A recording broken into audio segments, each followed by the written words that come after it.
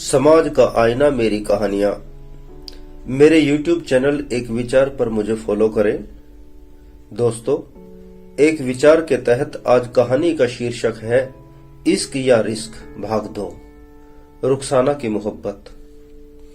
एक संवेदना से भरी कहानी मैं मुकेश आर्य लेकर आया हूं आपके लिए एक सत्य घटना पर आधारित आज की कहानी। उम्मीद करता हूं पसंद आएगी। उस वक्त 19 वर्ष की थी रुखसाना, जब वह एक एनजीओ में काम करती थी। सीबीएसई के साथ साथ उसने अपने धर्म की धार्मिक पढ़ाई भी की थी। अदीब कामिल, अदीब माहिर के साथ साथ धार्मिक पुस्तकें उसने रट रखी थी। बहुत इंटेलिजेंट थे रुखसाना। एनजीओ में काम करते करते उसे अपने प्रोग्राम मैनेजर सतीश पंडित से प्यार हो गया। दोनों का फेर अपने चरम तक गया। दोनों ने एक दूसरे के साथ जीने मरने की कस्में खाई।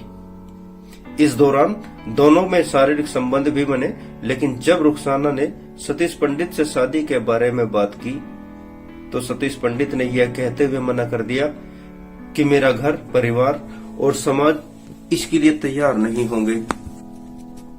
मुझे माफ करना रुखसाना, मैं तुमसे शादी नहीं कर सकता। दोनों में बहुत कहा सुनी हुई। दोनों ने एक दूसरे को बहुत बुरा भला भी कहा, लेकिन अब हो भी क्या सकता था जब सतीश पंडित रुखसाना से शादी करना ही नहीं चाहता था। दोनों का झगड़ा इतना बढ़ा कि रुखसाना ने वहां से नौकरी छोड़कर दूसरी जगह किसी दूसरे एनजीओ में नौकरी कर ली थी। रुखसाना अपनी जिंदगी को जिए जा रही थी। उसे गम था सतीश पंडित जैसा अच्छा लड़का उसको नहीं मिला। उसकी नौकरी ठीक ठाक चल रही थी कि इसी दौरान उसकी नजदीकियां सुमित जाट नामक लड़के से बढ़ गई। सुमित भी बहुत अच्छा लड़का था। अब रुखसाना सतीश पंडित को लगभग भूल ही चुकी थी। उसकी जिंदगी में नई बहारें जो आ गई थी।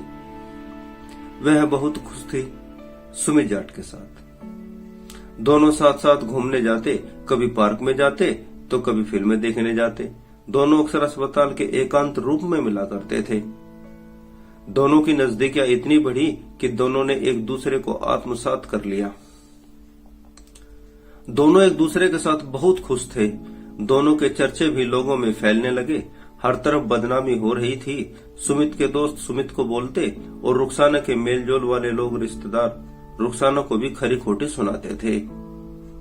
इस सब के चलते चलते जब रुखसाना ने सुमित से शादी के लिए कहा तो सुमित इसके लिए तैयार नहीं हुआ। सुमित जाट ने भी सतीश पंडित की तरह ही रुखसाना के अरमानों पर पानी फेर दिया। अब तो रुखसाना गुस्से में भी बहुत थी और वह टूट भी चुकी थी, लेकिन रुखसाना इतनी कमजोर नहीं थी कि वह टूटकर, थमकर, हार कर बैठ जाए। मोहब्बत की यह नाकामियां रुखसाना को तोड़ न सकी। वह अपनी सरकारी नौकरी की तैयारियां करती रही और निरंतर सफल होने के लिए प्रयास करती रही। उसने हॉस्पिटल में नर्स के लिए सरकारी नौकरी का फॉर्म भर दिया और अपनी तैयारियों में जुट गई। नौकरी की तैयारियां करने के साथ साथ वह एनजीओ में नौकरी भी करती रही। हिमांशु गुप्ता, जो उम्र में तो रुखसाना से लगभग 10 साल बड़ा था, लेकिन देखने में बहुत ही आकर्षक एवं धनी परिवार का था। रुखसाना और हिमांशु की मुलाकात डीएसएसबी का एग्जाम देने जाते वक्त हुई।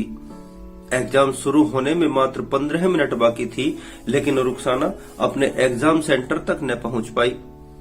इत्तेफाक से उसकी मुलाकात हिमांशु गुप्ता से हुई। हिमांशु के विनती करने पर हिमांशु ने एग्जाम शुरू होने से पहले ही अपनी गाड़ी में बैठाकर रुखसाना को उसके एग्जाम सेंटर पर पहुंचा दिया। रुखसाना जल्दी से अंदर गई और समय रहते अपने एग्जाम में बैठ गई। एग्जाम बहुत अच्छा रहा। एग्जाम देने के बाद रुखसाना को यकीन था यह नौकरी में तो उसका सिलेक्शन जरूर हो जाएगा। अचानक से रुखसाना को ख्याल आया कि उसने उस समय रहते एग्जाम में बैठा दिया। उस लड़के को तो थैंक्स कहा ही नहीं। वह एग्जाम देने के बाद रुखसाना बहुत खुश थी, लेकिन उसे एक गम भी था। जिस लड़के की वजह से वह एग्जाम दे पाई उसे वह थैंक्स भी न कह पाई। एक दिन जब रुखसाना अपनी ड्यूटी पर जा रही थी तो उसने रास्ते में देखा कि जिस लड़के ने उसे समय रहते एग्जाम हॉल पहुंचा दिया था, वही लड़का अपनी कार से जा रहा है। रुखसाना ने दौड़कर कार को हाथ दिया, कार रुक गई। ओह, आप रुखसाना नाम है ना शायद आपका? कहिए, उस दिन एग्जाम कैसा रहा आपका? हिमांशु ने रुखसाना से मुस्कुराकर पूछा। उस दिन के लिए आपको थैंक्स भी ना बोल पाई। आप ना होते तो मैं एग्जाम हॉल में पहुंच भी ना पाती और मेरा एग्जाम भी ना हुआ होता। समझ नहीं आ रहा आपको किन शब्दों में धन्यवाद कहूं। अरे, ज्यादा फॉर्मेलिटी करने की जरूरत नहीं है रुखसाना जी, इन्हीं शब्दों में कह दीजिए जिन शब्दों में आप बोल रही हैं। इतना कहकर हिमांशु धीरे से मुस्कुराया और गाड़ी की सीट खोलकर, आइए बैठिए, किधर जाना है आपको ड्रॉप कर देता हूं।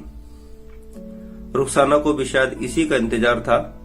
मेरा एग्जाम बहुत अच्छा गया, उम्मीद है कि मेरा सिलेक्शन जरूर हो जाएगा और उसका सारा क्रेडिट मैं केवल आपको ही दूंगी। गाड़ी में बैठते हुए रुखसाना ने हिमांशु से कहा। दोनों बातें करते हुए चल दिए। दोनों ने एक दूसरों का फोन नंबर भी ले लिया। अब तो दोनों में रोजाना बात होने लगी। धीरे धीरे मेलजोल भी बढ़ता चला गया। अब तो दोनों हर रोज किसी न किसी बहाने मिलते रहते। दोनों के बीच की दूरियां कम होती चली गई। कई बार दोनों ने होटल में रात भी बिताई, लेकिन रुखसाना का दुर्भाग्य देखो, अब की बार भी वही हुआ। एक दूसरे का जीवन भर साथ निभाने का वादा करने के बाद हिमांशु गुप्ता भी सतीश पंडित और अमित जाट की तरह ही शादी के नाम पर रुखसाना का साथ छोड़ गया। एक बार फिर रुखसाना तन्हा हो गई। रुखसाना की जिंदगी में यह उतार चढ़ाव थमने का नाम नहीं ले रहे थे। इसी बीच रुखसाना का एग्जाम का रिजल्ट भी आ गया। रुखसाना की सरकारी नौकरी लग गई। सरकारी नौकरी लगने के बाद तो रुखसाना के पांव जमीन पर न थे। वह अपने सारे संघर्ष, अपने सारे दुखों को पार कर जैसे अपनी मंजिल पर पहुंच चुकी थी। बहुत खुश थी रुखसाना। देखते देखते कब 3 बरस बीत गए पता ही नहीं चला। नौकरी पर स्टाफ में सबसे बहुत अच्छा व्यवहार था रुखसाना का। अपनी मौजूदा नौकरी से बहुत खुश थी वह। दोस्त और सहकर्मी सभी रुखसाना पर शादी करने का दबाव बनाने लगे। कभी कोई तो कभी कोई। रुखसाना को लगातार लोग बोलते ही रहते कि अब शादी के लायक उम्र है, शादी करने में देर मत करो, कोई अच्छा सा लड़का देखो और शादी कर लो। एक दिन राजेश्वर, जो रुखसाना का सहकर्मी था, उसने रुखसाना को समझाते हुए कहा, कोई अच्छा सा लड़का देखो और शादी कर लो। शादी तो कर लो राजेश्वर जी, लेकिन कोई अच्छा लड़का मिले तो करूं। मेरी नजर में कोई अच्छा लड़का है ही नहीं। यदि आपकी नजर में कोई अच्छा लड़का हो तो जरूर बताइएगा, लेकिन हाँ, लड़का हिंदू होना चाहिए। हिंदू होना चाहिए? लेकिन तुम तो मुस्लिम हो, तुम्हारे घर वाले और धर्म वाले इसकी इजाजत देंगे तुम्हें? राजेश्वर ने चौंकते हुए पूछा। मुझे किसी की फिक्र नहीं राजेश्वर जी, मुझे शादी तो हिंदू लड़के से ही करनी है। और वैसे भी मैं बालिग हूँ, अपनी जिंदगी के फैसले अपने आप करने का अधिकार है मेरा। बहुत आत्मविश्वास के साथ रुखसाना ने राजेश्वर को जवाब दिया। बहुत अच्छा रुखसाना, और हाँ, मेरी नजर में एक लड़का भी है जो तुम्हारी ही तरह आजाद ख्यालों का है। मैं बात करके देखता हूँ। राजेश्वर रमेश से रुखसाना के साथ शादी की बात करता है तो रमेश मना कर देता है। इसी बीच रुखसाना की जिंदगी में राजीव जाटक नाम का लड़का आता है। दोनों का प्यार परवान चढ़ता है। अब की बार वह किसी भी कीमत पर इस लड़के को पाना चाहती थी। रुखसाना राजीव के साथ घूमने जाती, उसे अपने घर पर भी लेकर गई, अपने साथ धार्मिक जगहों पर घुमाया और राजीव के ऊपर उसने मानसिक दबाव भी बनाया। धीरे धीरे राजीव रुखसाना के रंग में रंग गया। रुखसाना का जो जादू सतीश पंडित, सुमित जाट और हिमांशु गुप्ता पर न चला, वह जादू राजीव जाटव के सर पर चढ़कर बोलने लगा। जो ऑफर रुखसाना ने राजीव के सामने रखा, वही ऑफर रुखसाना ने सतीश पंडित, अमित जाट और हिमांशु गुप्ता के सामने रखा था। लेकिन उन लोगों ने रुखसाना को शादी के लिए यह कहकर मना कर दिया था कि तुमसे शादी करने के लिए हम अपना धर्म नहीं बदल सकते, लेकिन राजीव को धर्म की जानकारी का अभाव होने का कारण उसने अपना धर्म छोड़ रुखसाना का धर्म अपना लिया। अब तो राजीव नमाज भी पढ़ता, रोजे भी रखता। वह रुखसाना से शादी करने से पहले ही वह पूरी तरह मुसलमान हो चुका था, जिसकी जानकारी उसने किसी को भी नहीं दी। लेकिन सभी सहकर्मियों को राजीव की हरकतों पर शक होने लगा था। वह जुम्मा की नमाज पढ़ने के लिए ड्यूटी से ही चला जाया करता या अपने रूम को अंदर से लॉक करके नमाज पढ़ता। धीरे धीरे सभी का शक यकीन में बदल गया। राजीव मुसलमान बन गया। वह बातें हर तरफ उसके सभी दोस्तों एवं रिश्तेदारों में आग की तरह फैल गई। रुखसाना को लगा कि अब वह अपने मकसद में कामयाब नहीं हो पाएगी, तो उसने झट से राजीव को शादी के लिए दबाव बनाना शुरू कर दिया।